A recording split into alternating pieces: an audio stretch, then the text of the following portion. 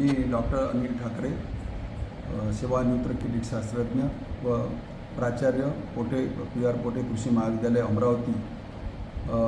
मी आपल्याला आपल्या अमरावती जिल्हाच नव्हे तर अमरावती विभाग किंवा विदर्भातील सध्याची जी परिस्थिती आहे सोयाबीनवर असणाऱ्या कीड रोगासंबंधी एक पीक संरक्षण संदेश देऊ इच्छितो। सध्या परिस्थितीत मागच्या 1.5 महिन्यापासून आपल्या विदर्भात अमरावती विभागात सुद्धा सततचा पाऊस सुरू आहे आणि मागील 15 दिवसापासून उघडझाप, काही वेळ ऊन राहते, काही वेळ पाऊस राहतो, मध्ये मध्ये अधूनमधून रिमझिम येणारा पाऊस, हे जे सर्व वातावरण आहे हे सध्या पांढरी माशी, तुडतुडे, फुलकडे आणि उंटअळी, तंबाखूची पाने खाणारी अळी आणि घाटे अळीसाठी अनुकूल आहे। त्याचसोबत बऱ्याचशा भागात अशा तक्रारी आहेत आलेल्या आहेत, पिवळ्या मोजाक रोगाचा प्रादुर्भाव झालेला आहे आणि होत आहे। तर हे वातावरण सध्याचं त्याला अनुकूल आहे आणि यामध्ये काही ठिकाणी वेगळ्या ठिकाणी कमी जास्त पाऊस आहे।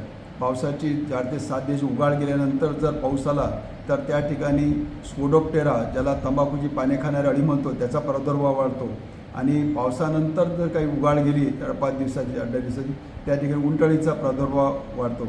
अशी मिश्र परिस्थिती आहे। त्यामुळे वेगळ्या ठिकाणी सध्या उंटअळीचा आणि तंबाखूच्या पाने खाणाऱ्या अळीचा प्रादुर्भाव, त्याचबरोबर काही ठिकाणी घाटेअळीचा सुद्धा प्रादुर्भाव आहे। आत्ताच 2 दिवसापूर्वी अमावस्या झाली। अमावस्येच्या दरम्यान या श्रावण मासाच्या अमावस्येच्या दरम्यान यावेळेस वेगळ्या विभिन्न किडीचं अंडी टाकण्याचं प्रमाण सर्वात जास्त असतं। त्यामुळे नैसर्गिकरित्या त्यानंतर या किडीचा प्रादुर्भाव जास्त वाढतो।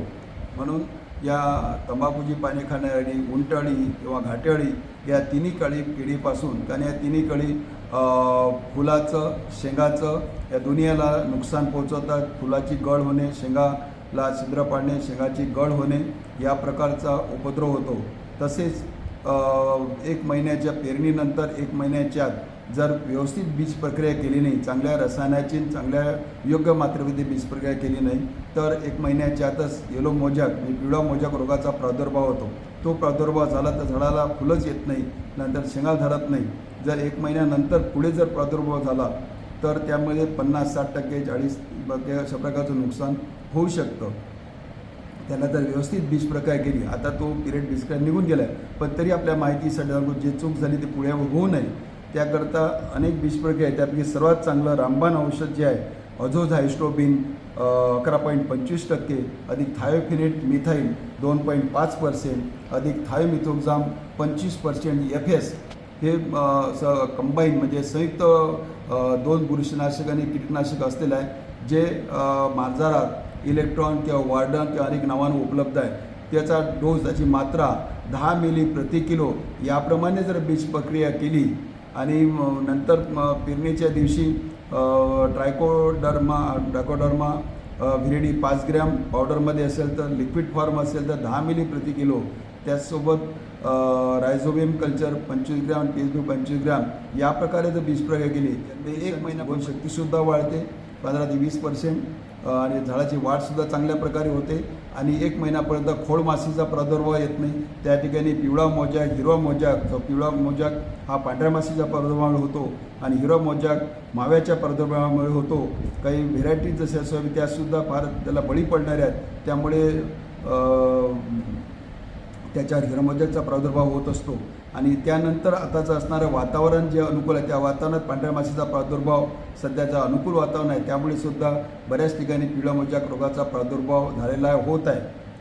आणि पिवळा मोजाक, रसशोषक किडी आणि या उंटअळी, तंबाखूची पाने खाणारी अळी, घाटेअळी आणि काही ठिकाणी केसाळ अळीचा सुद्धा प्रादुर्भाव सुरू होत आहे। या सर्व किडीचं व्यवस्थापन करण्याच्या दृष्टीनं तसेच पिवळा मोजाकच्या व्यवस्थापनाच्या दृष्टीनं या ठिकाणी आपल्याला व्यवस्थापनासाठी एक रामबाण औषध म्हणून थायोमिथोक्झाम 25% WG 15 ग्रॅम अधिक इमामेक्टिन बेन्झोएट 5% HG 15 ग्रॅम अधिक हरू किंवा स्वादिन ज्यामध्ये टेबुकोनॅझोल 10% अधिक वेटेबल सल्फर 65% संयुक्त बुरशीनाशक आहे ते 75 ग्रॅम अधिक 13-0-45 हे द्रवरूप खत 100 ग्रॅम प्रति 20 लिटर चायना पंपाने फवारणी केल्यास आपलं या चारही प्रकारच्या उंटअळी, तंबाखूची पाण्याकार अळी, घाटे अळी, केसाळ अळी,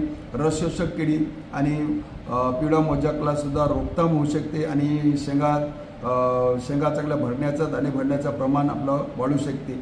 हा डोस मी जनरली चायना पंपाचा सांगितला आहे, कारण जास्तीत जास्त लोकांचा हा उपलब्ध आहे आणि एकरी या पंपाने 6 पंप प्रति एकर फवारणं आवश्यक आहे. जर साध्या पंपाने फवारणी करायची असेल तर थायमिथोक्झाम 25% WG 5 ग्रॅम प्रति 10 लिटर पाणी अधिक इमामेक्टिन बेंझोएट 5% HG 5 ग्रॅम प्रति 10 लिटर पाणी अधिक आरोग्य स्वाधीन बुरशीनाशक हे 25 ग्रॅम 10 लिटर पाणी आणि 50 ग्रॅम 13-0-45 अशा प्रकारे फवारणी करून आपण करू शकता.